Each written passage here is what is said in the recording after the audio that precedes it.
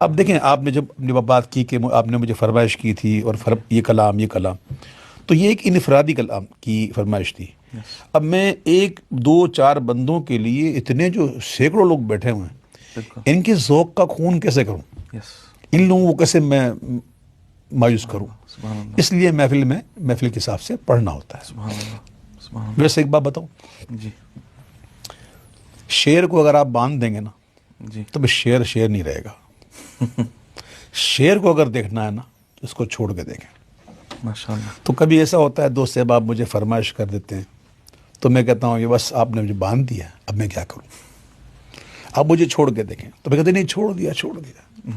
ہوتا یہ ہے کہ جب انسان پڑھ رہا ہوتا ہے نا کیفیت میں، تو جب پڑھتے پڑھتے جو مضمون آ رہا ہوتا ہے تو پھر اس سے ریلیٹڈ چیزیں آنا شروع ہوتی ہیں. سبحان اللہ. اس سے ریلیٹڈ چیزیں وہ آنا شروع ہو جاتی ہیں. یعنی انسان کے یہ جو ہارڈ ڈسک ہے نا، اس کے اندر بڑی قوت ہے. اللہ نے بڑی اس کے اندر صلاحیت عطا فرمائی ہے. ایک دفعہ بندہ پڑھتا ہے نا تو یہ رہتا ہے، سبحان اللہ. یہ ڈیلیٹ نہیں ہوتا.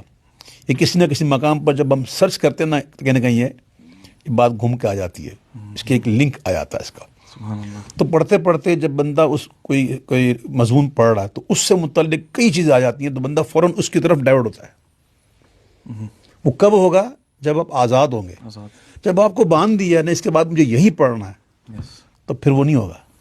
سبحان اللہ. محفل بنتی ایسے ہے کہ اس کو آپ جو نا جس کو آپ نے بلایا اس کو چھوڑیں اس پر اور پھر اس کو پڑھنے دیں. سبحان اللہ. یہ ہوتی ہے محفل.